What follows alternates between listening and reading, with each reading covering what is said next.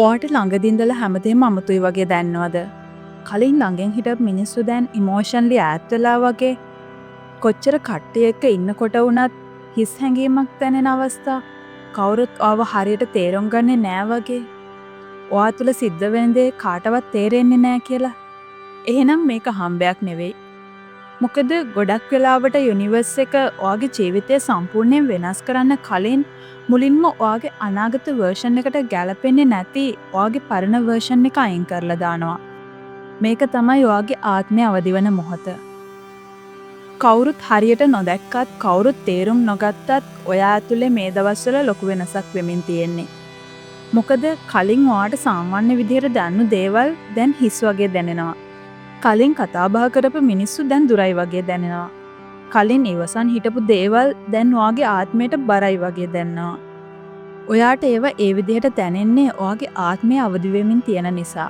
මොකද සමහර ආත්ම මේ ලෝකෙට එන්නේ අනිත් හැමෝම කරන දේම කරන්න නෙවෙයි. අනිත් අය ෆලෝ කරන්නත් නෙවෙයි.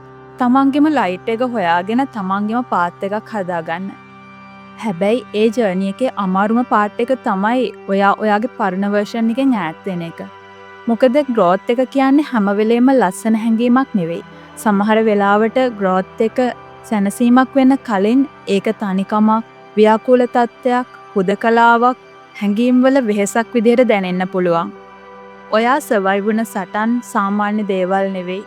ඒකයි දැන් ඔයාගේ එනර්ජි එක වෙනස් වෙලා තියෙන්නේ. මොකද දුර්වල මිනිස්සු සම්පූර්ණයෙන් වැටෙන තැන්වලත් ඔයා නිහඬව නැවත ගොඩ නැගුණා. කවුරුත් ඔයා බේරගන්න ආපු නැති රැවල් වලත් ඔයා සර්වයිව් වුණා. කවුරුත් තේරුම් ගත්තේ නැති රිදවීම් එක්ක ඔයා ඉස්සරහට ආවා. දැන් යුනිවර්ස් එක ඔයාගේ හැම හાર્ට් බ්‍රේක් එකක්ම, හැම පාවාදීමක්ම, හැම තනි වුණ කාල සීමාවක්ම හිමීට බලයක්, ප්‍රඥාවක්, නවත්තන්න බැරි ආත්මික ශක්තියක් බවට පත් කරනවා. මොකද තෝරගත්ත ආත්ම හැදෙන්නේ සුවපහසු කලාපේ නෙවෙයි. එයාලා සර්වයිව් වුණ තැන්වල.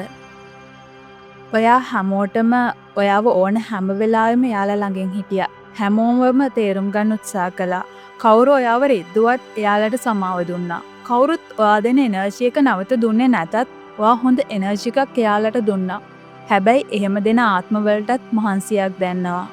ගන්න විතරක් දන්න නැවත පෙරලා දෙන්න දන්නේ නැති මිනිස්සු වෙනුවෙන් ඔයාගේ වටිනා කාලය, ඔයාගේ ආදරය එක දිගට දීලා මහන්සි වෙන දවසක් එනවා. නිහඬ වෙනවා කියන්නේ ඇටිටියුඩ් එකක් නෙවෙයි. එහෙම අයගෙන් ඈත් වෙනවා කියන්නේ දුර්වලකමක් නෙමෙයි. සමහර විට කෙනෙක්ට කරන්න පුළුවන් හොඳම දේ තමයි ඉමෝෂන්ලි ඔයාව විනාශ කරන මිනිස්සුන්ව බේරගන්න හැම වෙලේම උත්සාහ කරනව වෙනුවට ඔයාගෙම සැනසීම සතුට තෝරගන්න එක.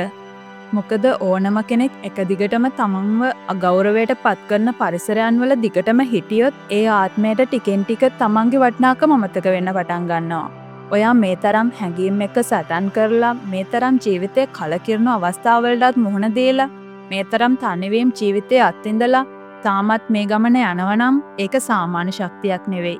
ඒක ඔයාගේ ආත්මයේ ශක්තිය. මොකද සාමාන්‍ය මිනිස්සු සම්පූර්ණයෙන්ම වැටෙන බිඳෙන තැන්වලදීත් ඔයා කොහොම හරි ආයෙත් නැගිට්ටා. කවුරුත් ඔයාට අත්පොලසන් දුන්නේ නැහැ. කවුරුත් ඔයාගේ ඇතුළත තියෙන යුද්ධය සම්පූර්ණයෙන් තේරුම් ගත්තෙත් නැහැ.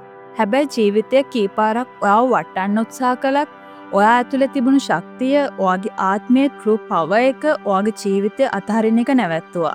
දවසක ඔයා ආපස්සට හැරිලා බලලා තේරුම් ගනි ඇයි සමහර මිනිස්සුන්ට ඔයාගේ ජීවිතෙන් යන්න සිද්ධ වුනේ කියලා. ඇයි සමහර එන්ඩින් මෙච්චර රිදුනේ කියලා. ඇයි සමහර තනි වුණ කාල සීමා ඔයාගේ ජීවිතයට අවශ්‍ය වුනේ කියලා.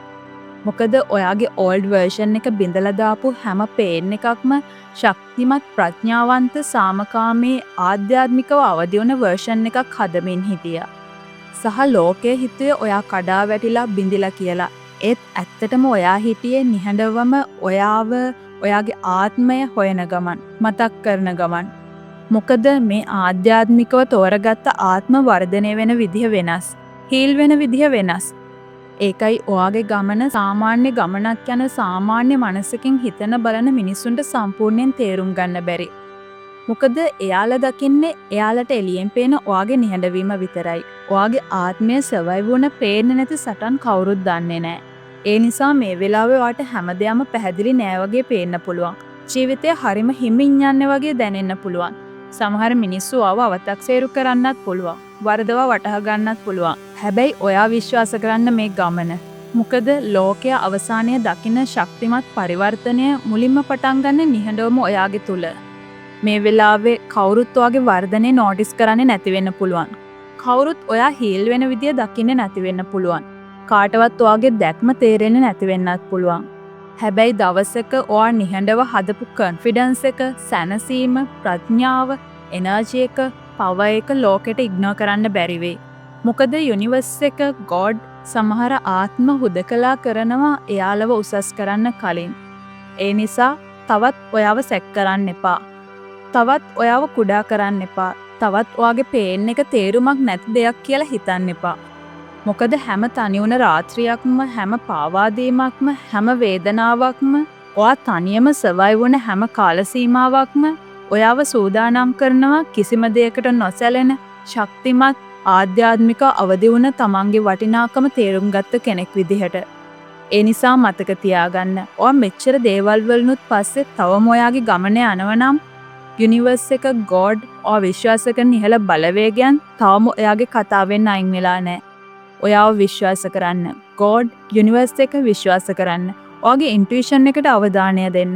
ඔයාගේ කතාව පටන් ගත්ත විතරයි. මේක ඔයා දිනන ගමන.